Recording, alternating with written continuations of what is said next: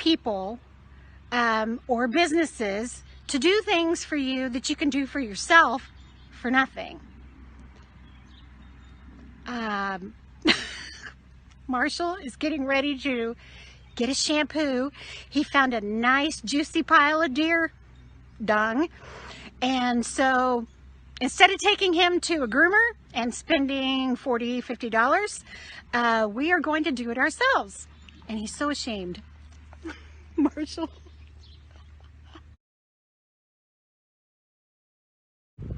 Is plant a garden if you can. Grow your own food. It's so good for you for so many different reasons. It has no chemicals in it. It's all organic. You grow what you'll eat. You don't buy what you won't. You can store it for the winter and save yourself some money. You can also use this to barter with your neighbors and your friends and exchange food for nothing.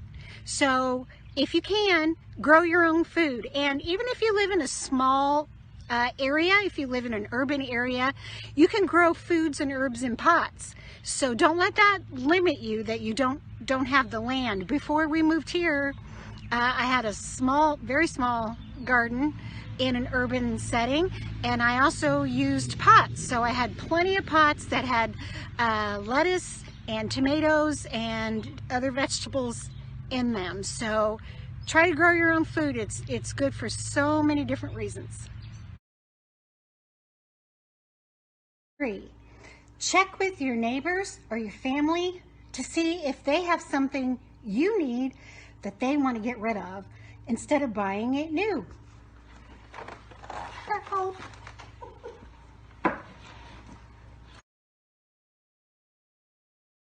4 is if you have an abundance of something, like if you put out your garden this year and you have plenty of tomatoes, but you don't have any green beans, or they didn't do very well, but your neighbor has no tomatoes and plenty of green beans, trade with each other, share your abundance, see how you can help.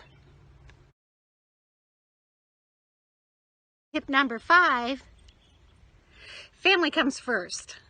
When you're having a really hard time making ends meet, putting food on the table, paying bills, that type of thing, family comes first. You help others when you can. If you have a large abundance of things that you can trade or barter, but you take care of your own first, everyone else comes after that. 6 is to take care of what you own. Take care of what you own right now. So, like my golf cart, I need to make sure that the oil's changed. I need to make sure it has plenty of gas. I need to take care of the tires, make sure they have the appropriate air pressure. The same with your cars, anything else that you own, all the way down to your cookware.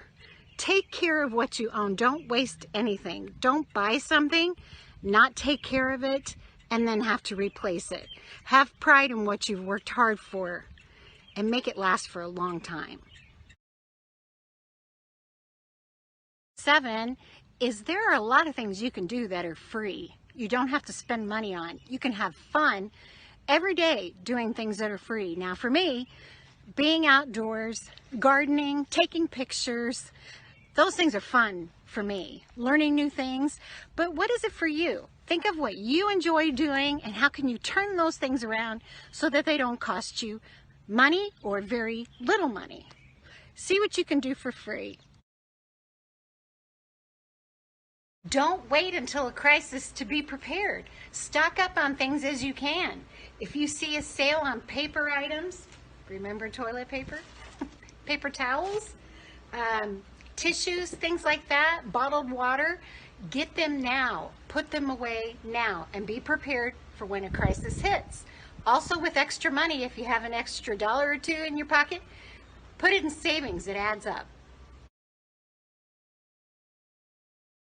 If you don't have work in your area, if it's hard to find a job, if what you're making is not enough, you might need to move. You might need to downsize. You might need to find something else. You know, here in our area, at the McDonald's, there's a sign on the door that says they will give you a $1,200 sign-on bonus, and you have to work there 6 months, and you get that $1,200 sign-on bonus. There are small businesses, restaurants closing at 2 o'clock every day here in my area in the Midwest because they can't find people to work.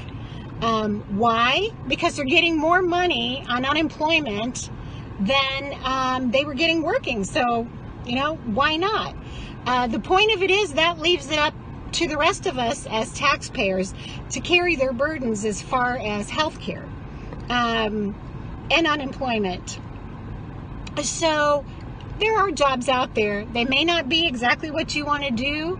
They may not be in your area, but they're out there. And if you have to move, do it. If you have to downsize, do it. If it means taking care of your family, you have to do it. Stop whining. You think you have it rough? You don't know what rough is. If you lived during the Depression, World War I, World War II, Vietnam War, all of the crises that our country has gone through, you would know suffering. And you would know pain, you would know doing without, and you would know rough. In today's day and age, when there's so much opportunity here in the United States, all you have to do is ask for it, work hard for it. Don't complain. Don't complain about your weight. Don't complain about your job. Don't complain about the kind of car you drive. Do something about it. You have a choice. You have the power. Quit whining. Then is to ask yourself, how did my grandparents and my great-grandparents get through the Great Depression, especially when they may have had many children? And the answer is mental toughness. And work on that, on yourself. We all have weak times, we all have sad times, but try to strengthen your mental toughness.